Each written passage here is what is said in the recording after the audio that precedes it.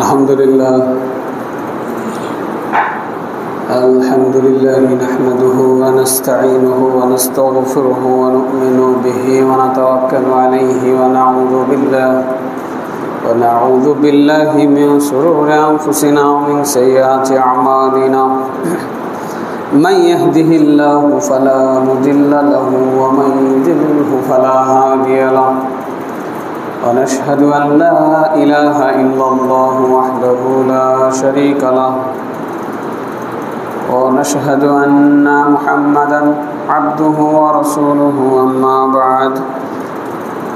بعد فإن خير الحديث كتاب الله وخير الهدى هدى محمد صلى الله عليه وسلم وشر الأمور محدثاتها وكل محدثة بدعة وكل بدعة ضلالة وكل ضلالة في النار فقد قال الله تعالى في كلامه المجيد بعد أعوذ بالله من الشيطان الرجيم يا أيها الذين آمنوا اتقوا الله حق تقاته ولا تموتن إلا وأنتم مسلمون يا أيها الناس اتقوا ربكم الذي خلقكم من نفس واحدة وخلق منها زوجها وبث منهما رجالا كثيرا ونساء واتقوا الله الذي تساءلون به والأرحام إن الله كان عليكم رقيبا يا أيها الذين آمنوا اتقوا الله وقولوا قولا سديدا يصلح لكم أعمالكم ويغفر لكم ذنوبكم ومن يطع الله ورسوله فقد فاز فوزا عظيما وقال تعالى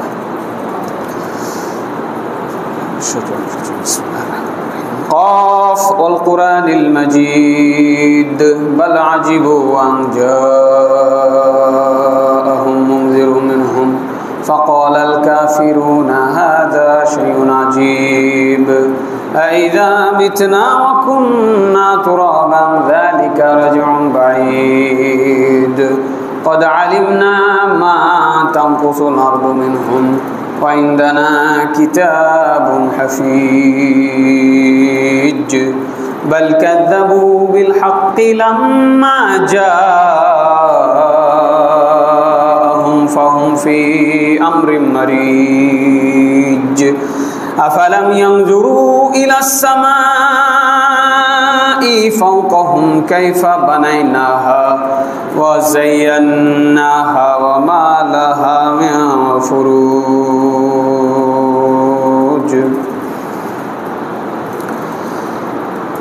যাবতীয় প্রশংসা হামদ সানা গুণগান আল্লাহ রাব্বুল আলামিনের জন্য যাবতীয় দুরুদ ও সালাম শান্তির ধারা বর্ষিত হোক আমাদের প্রিয় নবী মুহাম্মদুর রাসূলুল্লাহ সাল্লাল্লাহু আলাইহি ওয়াসাল্লামের উপরে। ইসলাম চিরন্তন ও কালজয়ী একটি দিন। এই পূর্ণাঙ্গ দিনের আসল রূপ অবিকৃত ও অক্ষত রাখতে হলে তার প্রতি ভেজালের সকল অনুপ্রবেশ দ্বার বন্ধ করতে হবে।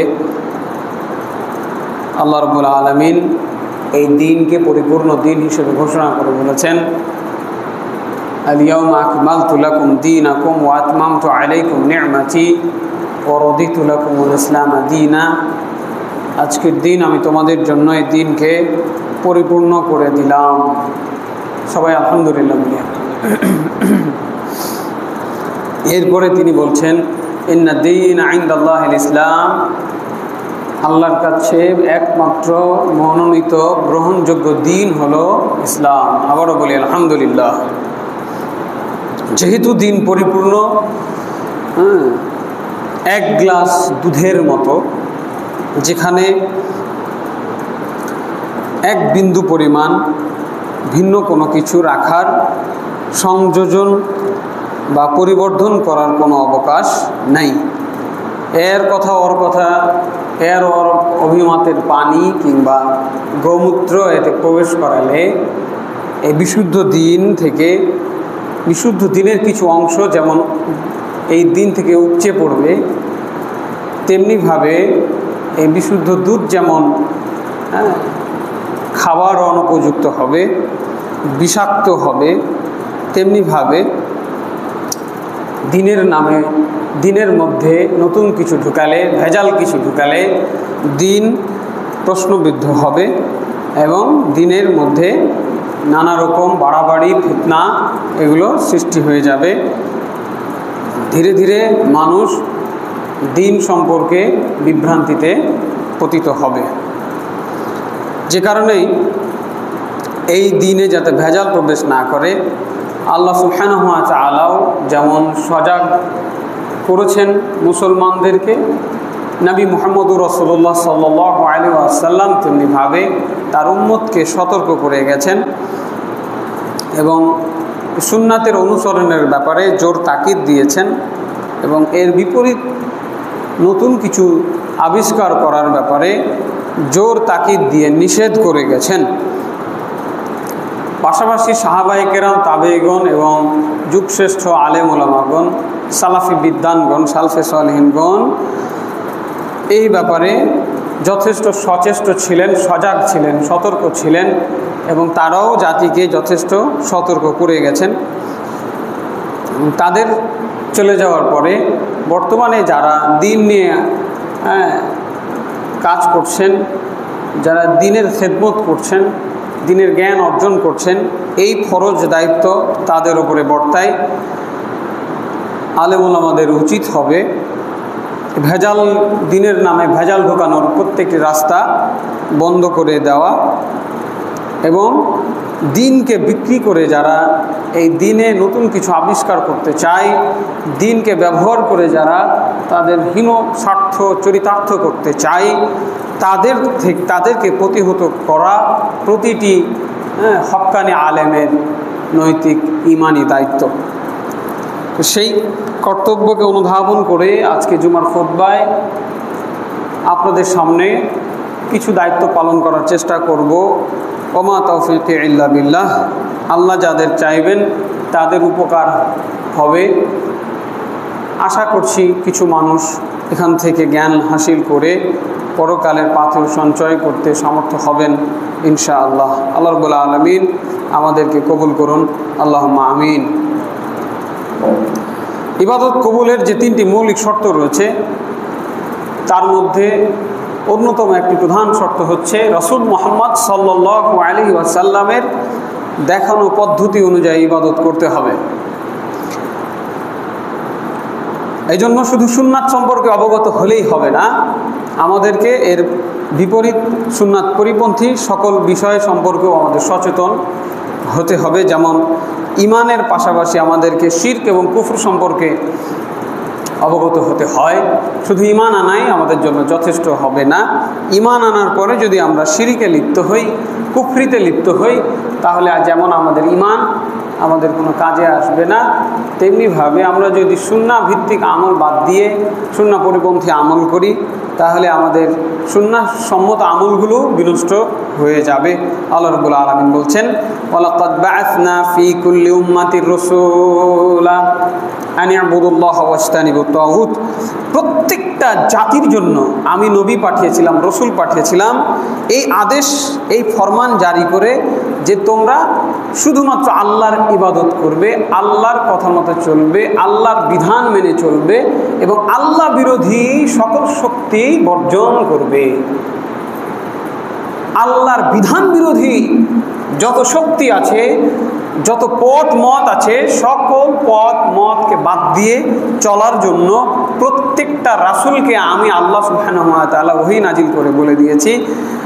সূরা নাহাল আয়াত নম্বর 36। এই নবী রাসূলের মাধ্যমে পুরো জাতিকে আল্লাহ রাব্বুল আলামিন সজাগ করেছেন।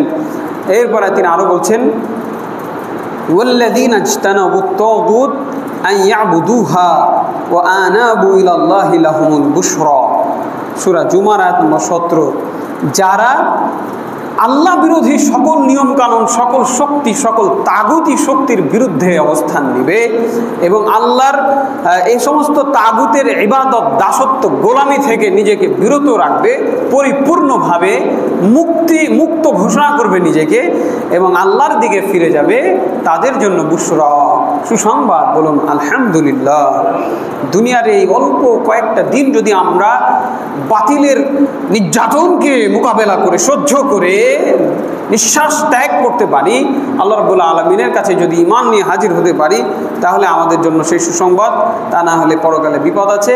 আল্লাহ রাব্বুল আলামিন বিষয়টি উল্লেখ করলেন। এছাড়াও সূরা বাকারার 256 নম্বর আয়াতে বলছেন, ফামা ইয়াকফুর বিত-তাগুত ওয়া ইউমিন বিল্লাহ ফাকাদ ইসতামসাকা বিল উরওয়াতিল উসকা লা ইনফিসামা লাহা। যারা আল্লাহ বিরোধী শক্তির বিরুদ্ধে দাঁড়ায়, যারা আল্লাহ বিরোধী সকল নিয়ম কানুন আইনের বিরুদ্ধে অবস্থান নেয়, নিজেকে এই সমস্ত তাগুতি শক্তি থেকে মুক্ত ঘোষণা করে, সকল নির্যাতন সহ্য করার মন মানসিকতা নিয়ে একমাত্র আল্লাহকে ভয় করে তার বিধান পালনের উদ্দেশ্যে সকল বিধানকে বাতিল করে ওহির বিধানের কাছে যারা মাথা নত করবে, তারা যেন একটি শক্ত হাতল ধরলো। সূরা বাকারা আয়াত নম্বর 256, শক্ত হাতল ধরলো, যা কখনো ছিন্ন হওয়ার নয়।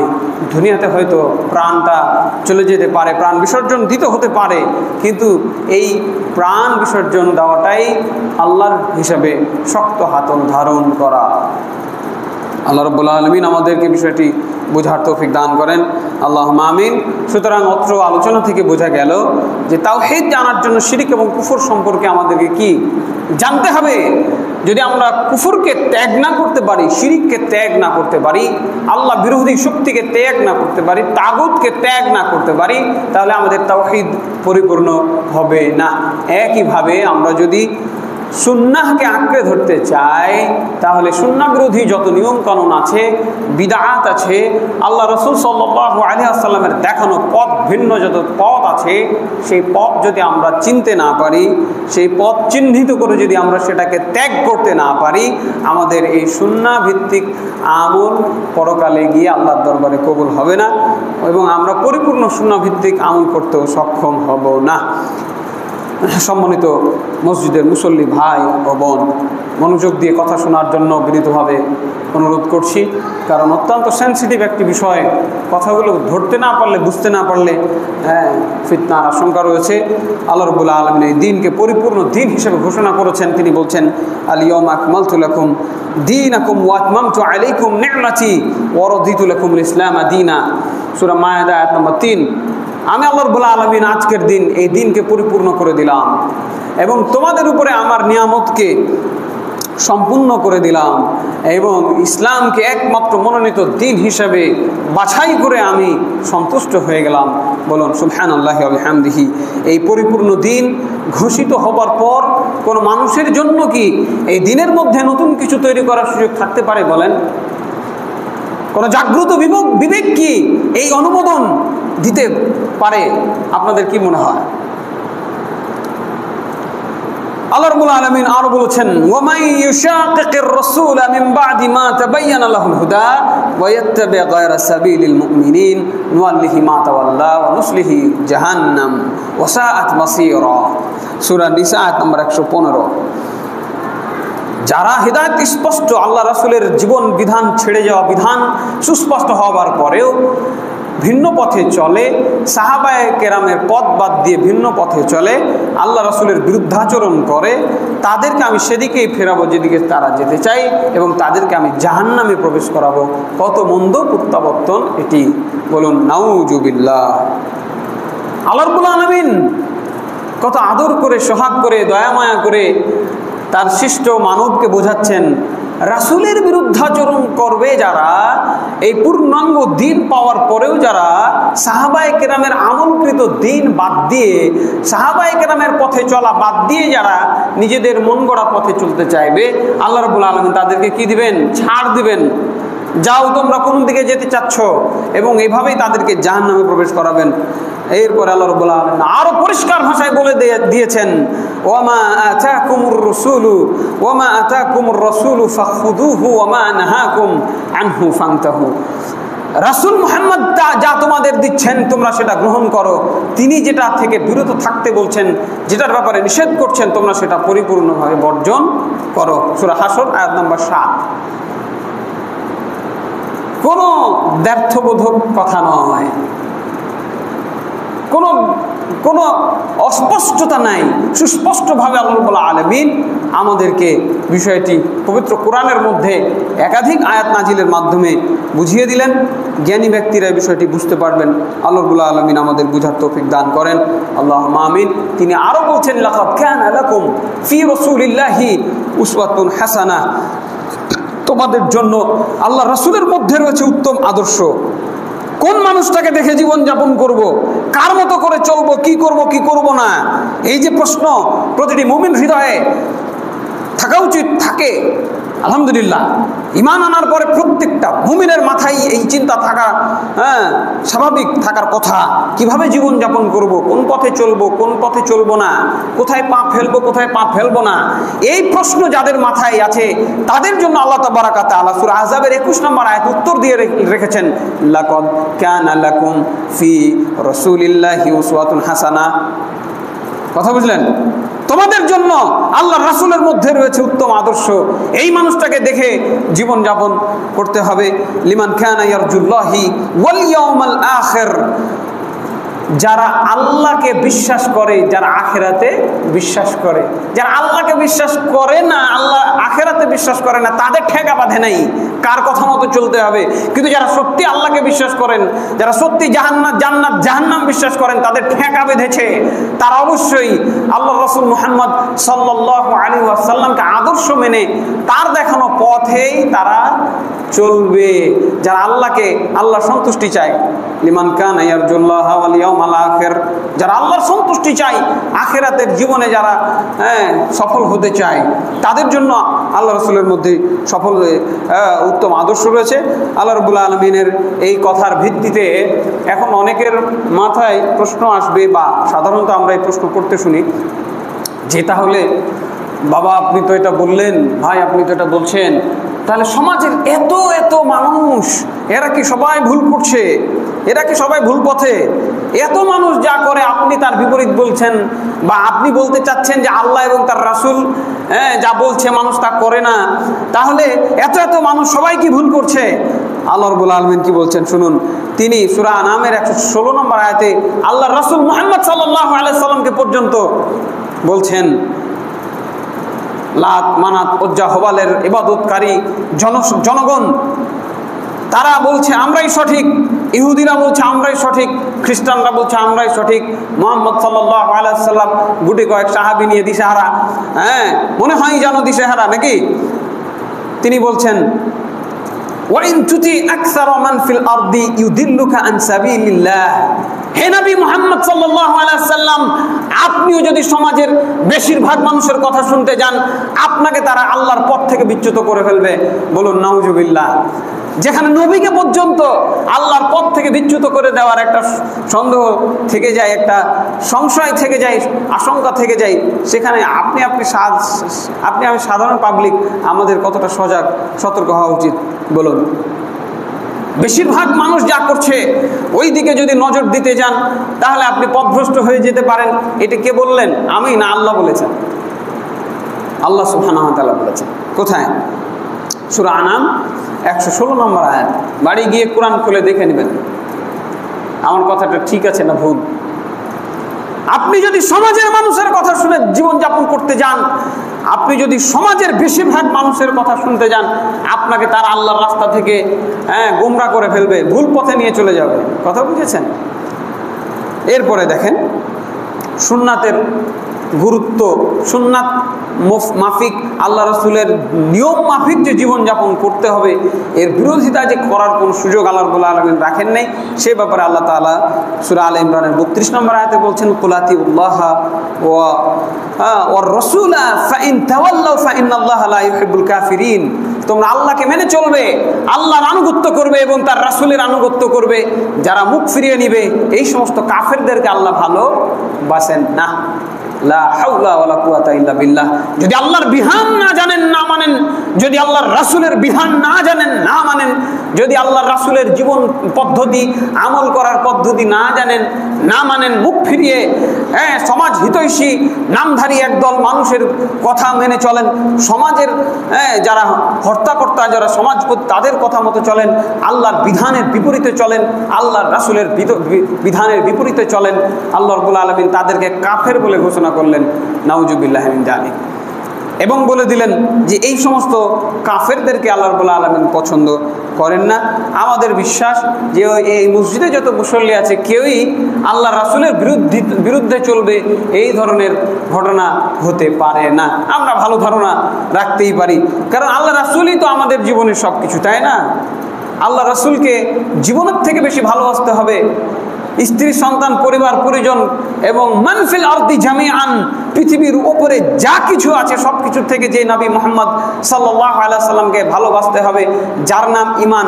এই ঈমানের স্বাদ আস্বাদন করতে গেলে আল্লাহ রাসূলকে ভালোবাসতে হবে। আল্লাহ রাসূলের বিরুদ্ধে চললে কি আল্লাহ রাসূলকে ভালোবাসা হইল?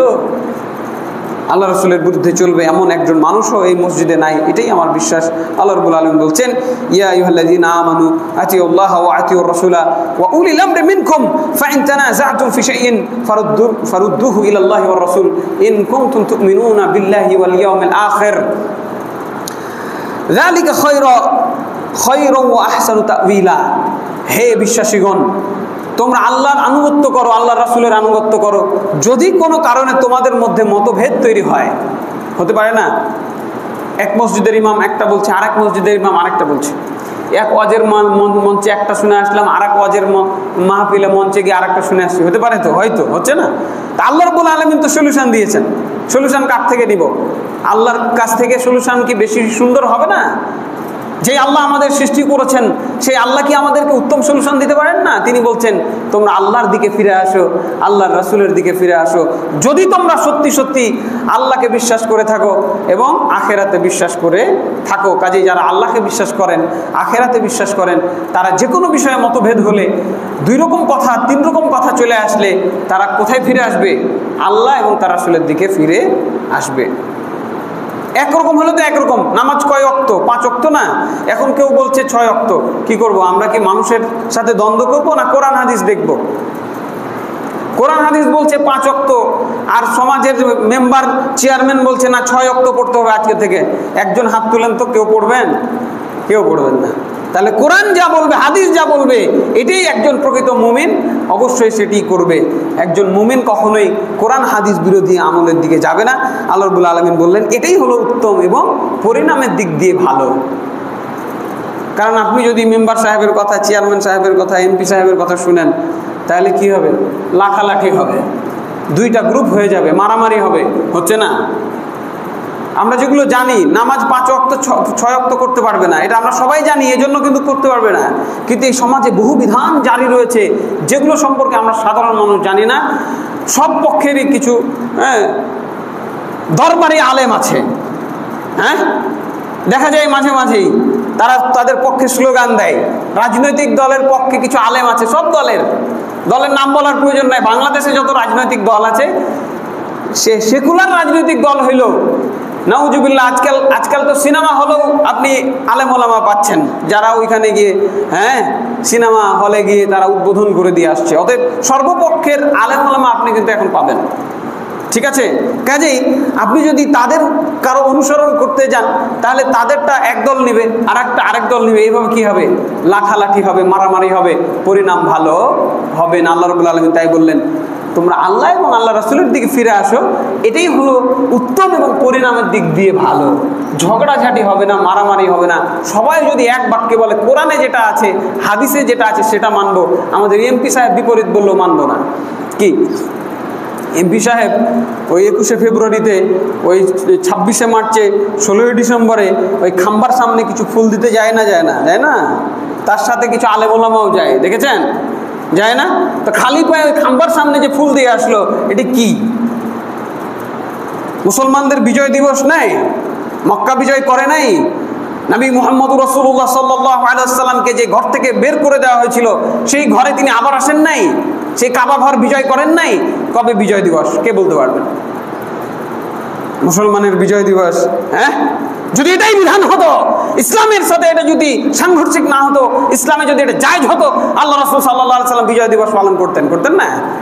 আবু বকর, ওমর, ওসমান, আলী, তাদের খেলাফত কাল চলে গেছে, কোথাও দেখেছেন তারা গিয়ে খাম্বা দাঁড় করায়া মূর্তির সামনে গিয়ে ওই ফুল দিয়েছেন? দেন নাই। তাহলে এখন এই এমপি সাহেব বলছেন যাইতে হবে, না গেলে চাকরি থাকবে না, আছে না নাই? ঠিক ওই সমস্ত চাকরির, ঠিক ওই সমস্ত হারাম উপার্জনের, যেই উপার্জনের জন্য আমাকে আল্লাহ বিরোধী শক্তির কাছে মাথা নত করতে হয়, না খেয়ে মরে যেতে হবে, এই ধরনের তাগুতি শাসন ব্যবস্থার অধীনে আপনার চাকরি করার কোনো প্রয়োজন নাই। কথা বুঝেননি? মাঠে চলে যাবেন, হ্যাঁ, ছাগল চড়াবেন, আর ওই ধান চাষ করবেন, আর হাল চাষ করবেন, আর খাবেন, দরকার নেই। যেখানে তাগুতি শক্তির কাছে আপনাকে মাথা নত করতে হয়, যেখানে খাম্বার সামনে আপনাকে ফুল দিয়ে মাথা নত করে, হ্যাঁ, গায়রুল্লাহর নামে আপনাকে যেখানে সশ্রদ্ধ চিত্তে, হ্যাঁ, শপথ করতে হয়, সেখানে আপনি কেন যাবেন? যাচ্ছে না এক ধরনের আলেম সমাজ। কাজে আমাদের বিষয়টি ভাবতে হবে। আল্লাহ এবং তার রাসূলের আনুগত্যের মধ্যেই রয়েছে দুনিয়া এবং আখিরাতে আমাদের জন্য মুক্তির একমাত্র পথ। আল্লাহ সুবহানাহু ওয়া তাআলা বলছেন, মাইয়ুতির রাসূলা ফাকাদ আতা আল্লাহ ওমান তাওয়াল্লাউ ফামা আরসালনাকা আলাইহিম হাফিজা। বড় কঠিন একটি আয়াত, বড় কঠিন একটি আয়াত। আল্লাহু আকবার। যে ব্যক্তি আল্লাহর রাসূলকে মেনে চলবে, সে আল্লাহকে মেনে চলবে। আল্লাহ রাসূলের আনুগত্যের মাধ্যমেই আল্লাহর আনুগত্য প্রকাশিত হয়ে যায়। শুনুন হে নবী, আপনি পরিষ্কার ভাষায় শুনে নেন, আমি আল্লাহ রাব্বুল আলামিন আপনাকে বলে দিলাম, কেউ যদি আপনার কথা না শুনে, আপনাকে আমি দারোগা করে পাঠাইনি। দারোগা না, আপনি জোর করে মানাইতে হবে, বলার কাম বলে দিবেন। যার গায়ের ক্ষমতা আছে সে দেখায় দেখ, আপনার উপরে দেখায় নাই? আবু জাহাল, আবু লাহাব ক্ষমতা দেখায় নাই? পিঠের উপর ভুড়ি চাপিয়ে দিয়েছিল। আল্লাহ রাসূলের মরা অবস্থা, ফাতেমা রাদিয়াল্লাহু আনহা গিয়ে সেই ভুড়ি উঠিয়ে ফেলে দিলেন। আল্লাহ রাসূলের নিজের ক্ষমতা হচ্ছিল না যে তিনি ভুড়িটি তুলে ফেলবেন। হ্যাঁ, আল্লাহর কাছে হাত তুলে তিনি দোয়া করলেন, আল্লাহ তুমি এদেরকে লাঞ্ছিত করো, এদেরকে লাঞ্ছিত করো, এদেরকে লাঞ্ছিত করো। 10 বছর পরে বদরের যুদ্ধে সবগুলোকে আল্লাহ লাঞ্ছিত করেছেন। এমনকি আবু জাহালকে দুটা রাখাল লাফ দিয়ে গিয়ে তার বুকের উপরে উঠে তাকে হত্যা করে। সে বলছে, হায় আমার, হ্যাঁ, আফসোস, আমাকে একটা রাখাল আমাকে হত্যা করলো। হ্যাঁ, এই অপমান, দুর্ধর্ষ খুনি, এই দুর্ধর্ষ বাদশাহী, এই শক্তি স্বৈর শাসককে এইভাবে দুনিয়ার বুকে আল্লাহ তাআলা লাঞ্ছিত করেছেন। সকল শাসককে বলবো, যারা পৃথিবীতে দম্ভ দেখাচ্ছেন, আপনাকে আল্লাহ পৃথিবীর বুকে লাঞ্ছিত করতে সক্ষম, সময়ের অপেক্ষা মাত্র। কথা বুঝেছেন? আপনাকে আমি কি দারোগা করি নাই? যার ক্ষমতা আছে ক্ষমতা দেখাক আপনার উপরে, আপনি বলে দেন এটা আমার নিয়ম, এইভাবে চলতে হবে। হাযা সাবিলিল্লাহ, এটা আল্লাহর পথ। এর ডানে বামে মেলা পথ আছে, সব পথের মাথায় একটা করে শয়তান থাকে। ওইদিকে খবরদার যাওয়া না, ওইদিকে গেলে তোমাকে কি করবে শয়তান? তার দিকে নিয়ে চলে যাবে। আপনার কাজ, আমার কাজ কি? আল্লাহর রাস্তাটা মানুষকে দেখিয়ে দেওয়া। আল্লাহ রাসূল যেখানে কারো উপরে দারোগা নিযুক্ত হন নাই, আপনার আমার কি ঠেকা পড়েছে যে মানুষকে জোর করে আপনি ইসলামের নিয়ম মানাবেন? সারা দেশের মানুষ যদি বিপরীতে চলে যায়, তার জবাব সে দিবে। সকল দায়িত্বশীল আল্লাহ রাব্বুল আলামিন বিচারের মাঠে দাঁড় করিয়ে শাস্তি দিতে সক্ষম কি সক্ষম নয়? তিনি সক্ষম। একবার নয়, বারবার, বহুবার তাকে আগুনের মধ্যে ফেলে দিয়ে শরীরের চামড়াকে পুড়িয়ে নতুন চামড়া সৃষ্টি করবেন। বারবার তিনি এভাবে শাস্তি দিবেন। আল্লাহ রাব্বুল আলামিন আমাদেরকে তার বিধানের অভিমুখী হওয়ার তৌফিক দান করেন, আল্লাহুম্মা আমিন। তার শাস্তি থেকে বেঁচে থাকার তৌফিক দান করেন, আল্লাহুম্মা আমিন। এরপরে দেখেন আল্লাহ রাব্বুল আলামিন বলছেন, ফালা ওয়া রাব্বিকা লা ইউমিনুনা হাত্তা ইউহাক্কিমুকা ফীমা শাজারা বাইনাহুম সুম্মা লা ইয়াজিদু ফি আনফুসিহিম হারাজাম মিম্মা কাদাইতা ওয়া ইউসাল্লিমু তাসলিমা। হ্যাঁ, আল্লাহর কসম, তোমার রবের কসম হে মুহাম্মদ, ততক্ষণ পর্যন্ত কোন মানুষ মুমিন বলে গণ্য হবে না, পূর্ণাঙ্গ মুমিন হতে পারবে না, যতক্ষণ না পর্যন্ত আপনাকে তাদের মধ্যেকার সকল বিবাদমান বিষয়ে কি মনে করে? একজন হাকিম, ফয়সালা দানকারী মনে না করে। যে কোনো বিষয়ে বিতর্ক সৃষ্টি হয়েছে, কার কাছে যাইতে হবে? আল্লাহ রাসূলের কাছে। এবং আপনি যে বিধান রচনা করে দিবেন, আল্লাহর পক্ষ থেকে যে বিধান আপনি দিয়ে দিবেন, এই বিধানের প্রতি যতক্ষণ না তারা আত্মসমর্পণ করবে, মেনে নেবে, তারা মুমিন হতে পারবে না। সূরা নিসা আয়াত নম্বর 65। এরপরে আল্লাহ রাব্বুল আলামিন আরো বলছেন, ওমা কানা লিমুমিনি ওয়ালা মুমিনাতিন ইযা কাদাল্লাহু ওয়া রাসূলুহু আমরান আন ইয়াকুনা লাহুমুল খিয়ারাতু মিন আমরিহিম। ওয়া মান ইয়াসিল্লাহা ওয়া রাসূলাহু ফাকাদ দাল্লা দালালান মুবিনা। আল্লাহু আকবার। এই আয়াতগুলো কি শুধু কোরআনে থাকার জন্য আসছে? একজন খতিবকে খুতবায় দাঁড়িয়ে এতগুলো আয়াত বলার কোনো প্রয়োজন ছিল না। যদি আপনার আমার একটু সুযোগ হইতো, বাড়িতে ওই ধুলা লেগে থাকা কোরআনটা বের করে একটু ধুলাটা ঝেড়ে আপনি কোরআনটাকে একটু মূল্যায়ন করে পড়তেন, এতগুলো আয়াত পড়ার পরে আর বোঝানো লাগতো না। হ্যাঁ, কি বলছেন আল্লাহ তাআলা? ওমা খানা লিল মুমিনি ওয়ালা মুমিনাতিন, একজন মুমিন পুরুষ একজন মুমিন নারী এটা তাদের জন্য বৈধ নয়, শোভনীয় নয়। ইযা কাদাল্লাহু ওয়া রাসূলুহু আমরান, যখন আল্লাহ এবং আল্লাহর রাসূলের পক্ষ থেকে কোনো নির্ধারিত বিধান চলে আসে, এটাই আমার বিধান। আল্লাহ বিধান দিয়েছেন কি? ছেলে ভাগ পাবে 1 কাঠা, মেয়ে পাবে 1/2 কাঠা। ছেলে পাবে 2 কাঠা, মেয়ে পাবে 1 কাঠা। আল্লাহর বিধান তা না? আর আপনি কি করলেন? আপনার দরদ আল্লাহর থেকে বেশি হয়ে গেছে। যে আমি মরে গেলে আমার বেটিটা কি করে খাবে? বেটিকে সব লেগে দিয়ে চলে গেলেন। আর নাহলে বেটিকে 2 কাঠা, বেটাকে 2 কাঠা দিলেন। আছে না নাই? কি বাপজান, আছে না আমাদের সমাজে এরকম? আল্লাহর বিধান আল্লাহ দিয়ে দেওয়ার পরে কোনো মুমিন বান্দার, কোনো মুমিন বান্দির জন্য এটা বৈধ নয়। আপনার বাপ যদি আপনাকে দিতে আসে, আপনি বলবেন না বাবা, এই ধরনের অনিয়ম আমি করতে পারি না। আপনি এই ধরনের অনিয়ম করেন না। শরীক ফাঁকি দিচ্ছেন। কিভাবে এটি হইতে পারে? আল্লাহর বিধানের বিপরীতে, আল্লাহ রাসূলের আনিত বিধানের বিপরীতে চলা যাবে না যদি মুমিন হয়ে থাকেন। এরপরে কি বলছেন? তাদের জন্য এখতিয়ারই নাই আল্লাহ তাআলা, এখতিয়ার নাই। আপনি যে মুমিন, আল্লাহর কাছে সারেন্ডার করেছেন, আপনার কোনো এখতিয়ার নাই যে আপনি নিজের মন গড়া কোনো কিছু করবেন। আল্লাহ এবং আল্লাহ রাসূল একটা দিয়েছেন, ওইটাই মানতে হবে। এর এগেনস্টে, এর বিপরীতে কিছু করবেন, এখতিয়ারই নাই, এখতিয়ারই দেয় না। চিন্তা শক্তি হারিয়ে ফেলতে হবে, চিন্তা শক্তি আউট করে দিতে হবে। চিন্তা করবেন, জাহান্নামে যাবেন। আল্লাহ বলেছেন এইটা, আপনি যে চিন্তা করবেন এর থেকে বেটার কিছু পাওয়া যায় কিনা, হারাম, জাহান্নামে যাবেন। কথা বুঝেননি? ইসলাম যুক্তি দিয়ে চলে না। অনেক যুক্তিবাদী আছে, ইসলামের সব বিষয়ে যুক্তি খুঁজে, এইটা কেন হইলো, ওইটা কেন হইলো। আলী রাদিয়াল্লাহু আনহু বলছেন, যদি ইসলাম যুক্তি দিয়ে চলতো, মোজার নিচে মাসা করতে হইতো, মোজার উপরে না। কারণ ময়লা কোথায় থাকে? মোজার নিচে থাকে। মাসা কোথায় করতে হয়? নিচে না উপরে? মোজার উপরে মাসা করতে হয়, নিচে না। এটা অযৌক্তিক মনে হইতে পারে আপনার কাছে, কিন্তু আল্লাহ রাসূলের বিধান এটাই, অতএব আপনাকে এটাই করতে হবে। আপনি যদি মোজার নিচে মাসা করেন, আপনি আল্লাহর রাসূলকে বৃদ্ধাঙ্গুলি দেখিয়েছেন, আপনি রাসূল মুহাম্মদ সাল্লাল্লাহু আলাইহি সাল্লামের অবাধ্য হয়েছেন। কথা বুঝা গেল? কোথায় মাসা করবেন? নিচে না উপরে? উপরে। বিবেক দিয়ে ইসলাম চলবে না, কোনো বিবেক চলবে না। যে বিবেকের স্রষ্টা আল্লাহ রাব্বুল আলামিন, সেই আল্লাহ রাব্বুল আলামিনের বিধান অনুযায়ী চলতে হবে। আমাদের কারো কোনো বিপরীত মনোভাব রাখা যাবে না। আল্লাহ রাব্বুল আলামিন বলছেন, যারা আল্লাহ এবং আল্লাহ রাসূলের বিরুদ্ধে চলবে তারা পথভ্রষ্ট হয়ে যাবে। সূরা আহজাব আয়াত নম্বর 36। সম্মানিত মুসল্লিবৃন্দ, প্রিয় দিনী ভাই বোন, রাসূল সাল্লাল্লাহু আলাইহি সাল্লামের দেখানো সরল পথে চলতে হবে, ভিন্ন পথে চলার কোনো সুযোগই নাই। আব্দুল্লাহ ইবনে মাসউদ রাদিয়াল্লাহু আনহু বর্ণিত হাদিস, সনদ হাসান সনদে সুনানে দারমির মধ্যে হাদিসটি আসছে। অত্যন্ত চমৎকার একটি হাদিস। যতগুলো কথা বললাম তার একটা ব্যাখ্যা। এই যে আল্লাহ কথাগুলো বলে দিলেন না, এই আল্লাহর কথাগুলো প্রথমে কে বুঝেছেন? আমাদের নবী মুহাম্মদ সাল্লাল্লাহু আলাইহি সাল্লাম বুঝেন নাই? তিনি বুঝেন নাই? তিনি বাদ দিয়ে বড় মুফাসসিরের কোরআন বুঝেছেন নাকি? এই বুঝ তার কাছ থেকে নিতে হবে, তাহলে আপনি বড় মুফাসসির। কথা বুঝেননি? আপনি বড় মুফাসসির কখন হবেন? যখন আপনি আল্লাহ রাসূলের বুঝ নিতে যাবেন। আর আপনি যখন রাসূলের থেকে বেশি বুঝবেন, বলে না বাপের থেকে বেশি বুঝে, আছে না কিছু ছেলে আছে না, তাদেরকে আমরা ভালো চোখে দেখি না। আল্লাহ রাসূলের বুঝ নিতে হবে।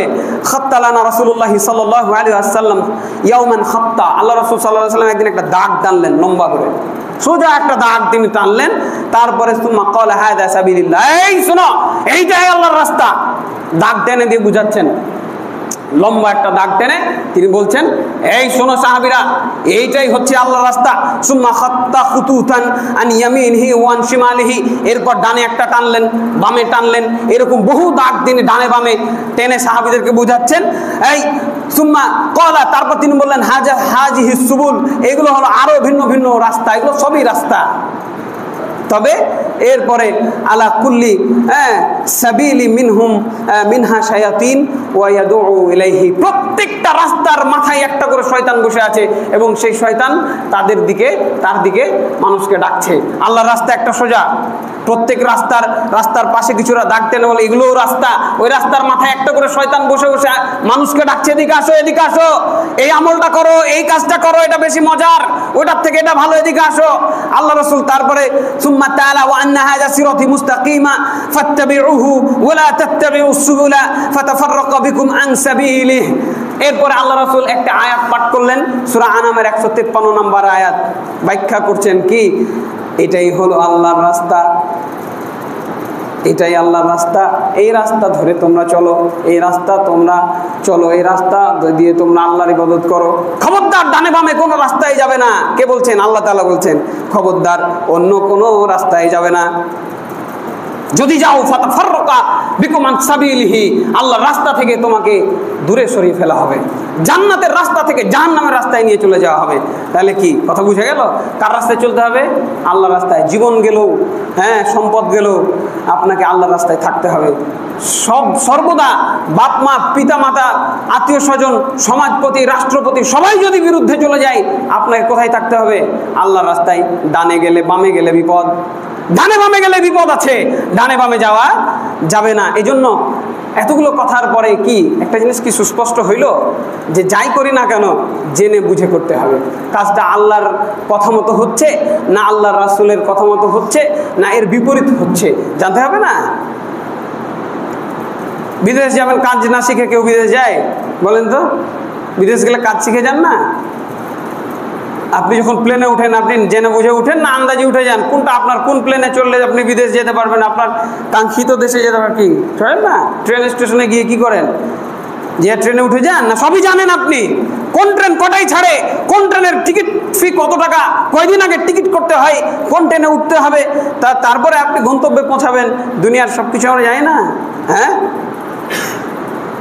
RS রেকর্ড কি, CS রেকর্ড কি, খতিয়ান কি, পর্চা কি, সব জানেন। আপনার হাফ ইঞ্চি মাটি কেউ দখল করতে আসলে কিভাবে তাকে সাইজ করতে হবে সব জানেন, সব শিখে রেখেছেন।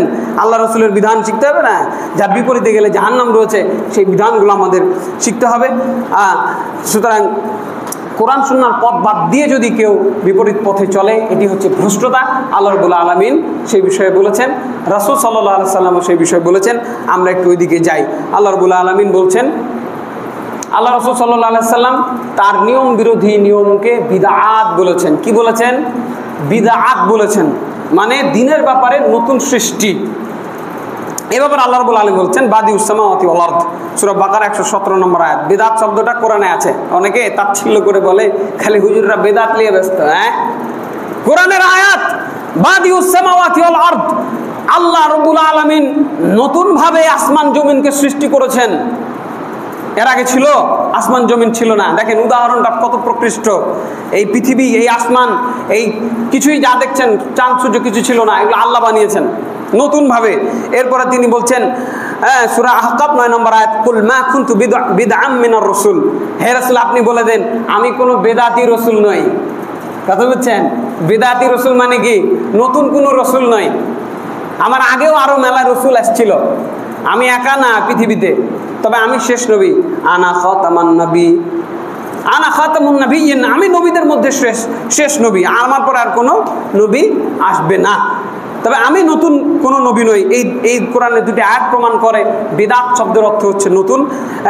রাসূল সাল্লাল্লাহু আলাইহি সাল্লাম বলছেন ইয়াকুম ওয়া মুহদাসাতিল উমুর ফাইন্না কুল্লা মুহদাসাতিন বিদআহ ওয়া কুল্লা বিদআতিন দালালা ওয়া কুল্লা দালালাতিন ফিন্নার।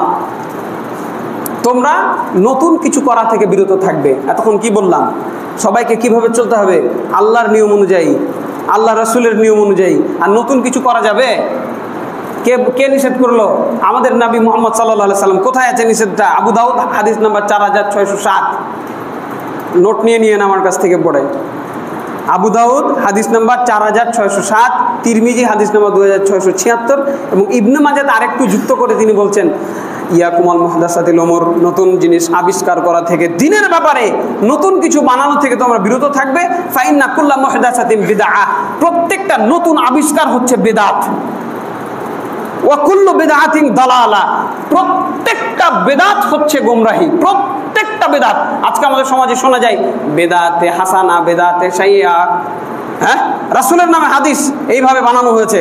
ভাই, আল্লাহ রাসূল কি নিজে দুই রকম কথা বলবেন? এতটুকু বিশ্বাস হয় আপনাদের? যেই রাসূল বললেন নতুন কিছু আবিষ্কার করার নাম হলো বেদাত, প্রত্যেকটা বেদাত হলো গোমরাহি, সেই রাসূলই আবার বলবেন যে বেদাত হলো দুই প্রকার, বেদাতে সাইয়্যা, বেদাতে হাসানা, বেদাতে সাইয়্যা, ভালো বেদাত আর খারাপ বেদাত।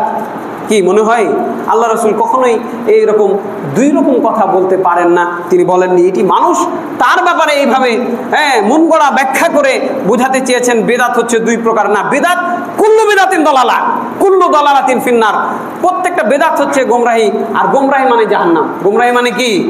জাহান্নাম। এরপরে দেখেন, আমরা বেদাতকে দুইটা ভাগে ভাগ করতে পারি, দুনিয়াবি ক্ষেত্রে আর দ্বীনি ক্ষেত্রে। দেখেন, আমরা যখন বেদাত নিয়ে কথা বলি তখন আরও কথা বলা হয় যে ভাই তাহলে এই হাতের ঘড়িটাও তো বেদাত, তাহলে মাইকটাও তো বেদাত, তাহলে ফ্যান, চশমা, প্লেন সবই তো বেদাত। না, বুঝতে হবে দুনিয়াবি ক্ষেত্রে যে কোনো আবিষ্কার, আলহামদুলিল্লাহ, এটা কার সৃষ্টি? আল্লাহর সৃষ্টি। যে কোনো আবিষ্কার, এটি কি মানুষ করেছে?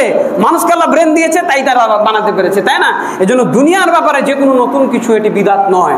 দ্বীনের ক্ষেত্রে যে কোনো নতুন আবিষ্কার এটা হবে বিদাত। যেমন আপনি মক্কা যাবেন, আগে মানুষ যেত উটের পিঠে চড়ে, স্টিমার লঞ্চে করে, আর এখন যায় কি? প্লেনে করে। আচ্ছা, প্লেনে গেলে 10 নাকি বেশি হবে, এই মনে কি? এটা কি কেউ মনে করে? মনে করে না। ওইখানে যাওয়ার নাম হলো হজ করা। আপনি এখানে বসে হজ হবে না, যাইতে হবে মক্কায়। মক্কা যাওয়ার জন্য আপনি যে কোনো বাহন নিতে পারেন, এটা বিদাত হবে না। কিন্তু যদি কেউ নামাজের নামে জোহরের নামাজ 4 রাকাত পড়বে 6 রাকাত, 2 রাকাত বেশি পড়লে ক্ষতি কি? ক্ষতি আছে? আজকে থেকে এই মসজিদে জোহরের নামাজ 6 রাকাত পড়বেন, বলবেন আমাদের খতিব সাহেব বলেছে। আর মাগরিবে 3 জানা পড়বেন, রে ভাই শরীরে শক্তি কমে গেছে, কি 4 রাকাত করে পড়বেন, ইমাম সাহেব বলে গেছে। কি কজন পড়বেন? হাত তুলেন তো। মাগরিব 4 রাকাত, জোহর 6 রাকাত, 2 রাকাত আর ওইদিকে 1 রাকাত, 3 রাকাতের নেকি বেশি আমি দিব। হ্যাঁ, শুনবেন কেউ? একজনও শুনবেন না। কাজে এটাই হলো বিদআত, যে ইসলামের নিয়মের বাইরে নতুন কোনো নিয়ম যেই চালু করুক না কেন সেটা চলবে না। আল্লাহ রাসূলের নিয়ম আমাদেরকে জানতে হবে। এই জন্য সংখ্যাভিত্তিক দিন বুঝতে হবে। যত সংখ্যা আল্লাহ রাসূল দিয়েছেন তত সংখ্যা হলো ইবাদত, এর বেশি হলে কম হলে এটা হলো বিদআত। স্থান ভিত্তিক ইবাদত, যে স্থানে ইবাদত করতে বলা হয়েছে ওই স্থান থেকে ইবাদত করার নাম হলো ইবাদত, এর বিপরীত করলে হবে বিদআত। ওই স্থান বাদ দিয়ে নতুন স্থান নির্বাচন করার নাম হবে বিদআত। এরপরে একেবারেই কোনো ছিটাফাটাই ছিল না আল্লাহ রাসূলের জামানায়, ওইটা নতুন করে তৈরি করার নাম বিদআত। জন্মদিন আছে না, মুসলমানের ঘরে ঘরে জন্মদিন ঢুকেছে না ঢুকে নাই? আরে নবীরও জন্মদিন পালন করে এরা। নবীকে আপনি, আল্লাহ রাসূলকে আপনি বেশি ভালোবাসেন না আবু বকর, ওমর, ওসমান তারা বেশি ভালোবাসতো? তারা তো কোনোদিন জন্মদিন পালন করলো না। আপনি নবীর জন্মদিন পালন করছেন, আপনার বাপের জন্মদিন পালন করছেন, আপনার মার জন্মদিন পালন করছেন, আপনার বেটা বেটি 14 গোষ্ঠীর জন্মদিন দিয়ে গোটা রাষ্ট্রটাকে ভর্তি করে দিয়েছেন। হ্যাঁ, হচ্ছে না? হচ্ছে না? আবার ছুটি ঘোষণা করা হয়, হয় না? তাহলে এইগুলো কি? এগুলো হলো নতুন, একেবারে নতুন, উদ্ভট। এগুলো হলো উদ্ভট, এগুলো সবই বিদআত। এগুলো থেকে আমাদেরকে বাঁচতে হবে। এরপরে এই সুযোগ যে আল্লাহ রাব্বুল আলামিন রাখেন নাই, সেটি পবিত্র কোরআনে সূরা আনামের 38 নম্বর আয়াতে তিনি দেখেন সুন্দরভাবে ক্লিয়ার ঘোষণা করেছেন, মা ফাতারনা ফিল কিতাবি মিন শাই। হে পৃথিবীর জনগণ, ব্রেন খাটাবার দরকার নাই, আমি আল্লাহ আমার কিতাবে কোনো কিছু বাদ দেই নাই। বলুন আলহামদুলিল্লাহ, সবাই বলেন আলহামদুলিল্লাহ। আল্লাহ কিছু বাদ দিয়ে রাখেন নাই যে আপনি আজকে 2024 সালে এসে কিছু আবিষ্কার করবেন, যেটা করলে মনে হয় ভালো হয়, নাকি? আল্লাহ বলছেন যে আমি কিছু বাদ রাখি নাই। তিনি বলছেন ওয়া আনজালনা আলাইকাল কিতাবা তিবিয়ানান লিকুল্লি শাইইন। প্রত্যেকটা জিনিসের ব্যাখ্যা আমি আল্লাহ রাব্বুল আলামিন নাজিল করেছি। প্রত্যেকটা জিনিস আমি কি বলবেন বলেন যে এই জিনিসটা আমি জানি না? জানেন না? খুঁজেন। কোরআন পড়েছেন? হাদিসগুলা এখন তো বাংলা অনুবাদ হয়েছে, পড়েছেন? না পড়লে কিভাবে জানবেন? পড়তে হবে, পড়ে দেখেন, তাহলে বুঝতে পারবেন। হায় আল্লাহু আকবার। একজন সাহাবীকে, সালমান ফারসি রাদিয়াল্লাহু আনহু সম্ভবত, তাকে একজন মুশরিক এসে মস্করা করে, আমি একটু সময় নেব আজকে, হ্যাঁ, একটু মস্করা করে বলছে, না রে তোমাদের নবী কেমন নবী গো, হ্যাঁ, চাপাইয়া ভাষায়, হ্যাঁ, হাঁটতে হবে কিভাবে এটা তোমাদের নবী শিখাই। কথা বুঝেননি? পায়খানাতে কিভাবে যাইতে হবে তোমাদের নবী এটাও শিখায়। কেমন নবী গো তোমাদের? তো সালমান ফারসি রাদিয়াল্লাহু আনহু কি করলেন? মারামারি করবেন? মারামারি করলেন না, তিনি তাকে বলে দিলেন, হ্যাঁ আমাদের নবী শিখিয়ে দিয়েছেন পশ্চিম দিকে মুখ করে পায়খানা করতে হয় না। সুবহানাল্লাহ। ঢালা কুলুপ নিলে 3 ঘন্টা নিতে হবে, কুলুপ করার জন্য 3 খান ঢাল নিতে হবে। আল্লাহু আকবার। তিনি এই সুযোগটা কাজে লাগাইলেন যে হ্যাঁ আল্লাহর নবী আমাদেরকে এটাও শিখাচ্ছেন। হ্যাঁ মারামারি করবেন, দরকার আছে মারামারি করার, ভদ্র ভাষায় উত্তর দিয়ে দেন, আরে আল্লাহর নবীর নিয়ম এটা, তুমি যা পারো করো, যাও। আলহামদুলিল্লাহ, জীবন চলে গেলেও আল্লাহর নবীর বিপরীত কোন আমল আপনি আমাকে দিয়ে করাইতে পারবেন না। জীবনও যদি চলে যায়, কথা বলছেন, চাকরির তো তোয়াক্কাই করি না। হ্যাঁ আল্লাহর নবীর নিয়ম এটা, এর বিপরীত করবেন না, ঝগড়া করার দরকার নাই। তাহলে যেখানে পায়খানা কিভাবে করতে হয় এটা আল্লাহর নবী যদি শিখায় দিয়ে থাকেন, আর কি বাদ থাকে রে ভাই? হ্যাঁ আর কিছু বাদ থাকে? আল্লাহ রাসূল সাল্লাল্লাহু আলাইহি সাল্লাম বলছেন, ইন্নাহু লাম ইয়াকুন নাবিয়্যা ক্বাবলি, আমার আগে কোনো নবী আসেনি, আমি আমার আগেও এমন কোনো নবী আসে নাই যে ইল্লা কানা হাক্কা আলাইহি আন ইয়াদুল্লা উম্মাতাহু আলা খাইরি মা ইয়ালামুহু লাহুম ওয়া ইউনযিরাহুম শাররা মা ইয়ালামুহু লাহুম। আল্লাহু আকবার। এমন কোন উপকারী কাজ, এমন কোন কল্যাণমূলক কাজ তাদের জন্য তিনি জানতেন আর উম্মতকে বলেননি এমনটা নয়। একইভাবে কোনো ক্ষতি হবে, বিপদ হবে, এরকম কিছু ছোট যদি হয় সেটাও বলেননি এমনটা নয়, সবই বলে দিয়ে গেছেন। আমার আগে যত নবী এসেছে তাদেরও একই নিয়ম ছিল, যেটা নেকি হবে, যেটা কল্যাণ হবে সেটা বলে দিয়েছেন, যেটাতে নেকি হবে না, গুনাহ হবে, বিপদ আছে সেটাও বলে দিয়েছেন। অতএব হালাল হারাম জায়েজ না জায়েজ সব ক্লিয়ার। আপনি নতুন করে ব্রেন খাটাবার কোনো সুযোগ আল্লাহ রসুল রাখে নাই। সহিহ মুসলিম হাদিস নম্বর 1844, সহিহ মুসলিম, সহিহ বুখারী, নামগুলোই মনে হয় শুধু শোনা হলো, বইগুলো পড়ে দেখা হয়েছে ভাই? বইগুলো পড়ে দেখতে হবে। টাকা দিয়ে তো বই কিনেছেন, আগে এই বইগুলো কিনে নিয়ে আসেন, সব পরিবারে বসে আল্লাহর কালামগুলো, আল্লাহ রাসূলের কালামগুলো বসে বসে পড়বেন, তাহলে না শিখতে পারবেন, তাহলে না জানতে পারবেন। উদ্ভট কথা আসলে আপনার ব্রেনে কাজ করবে, তাই তো? উদ্ভট কিছু করা যাবে না।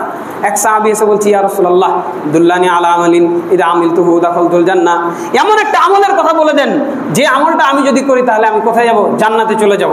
আল্লাহ রাসূল সাল্লাল্লাহু আলাইহি ওয়াসাল্লাম তাকে কিছু আমলের কথা বললেন।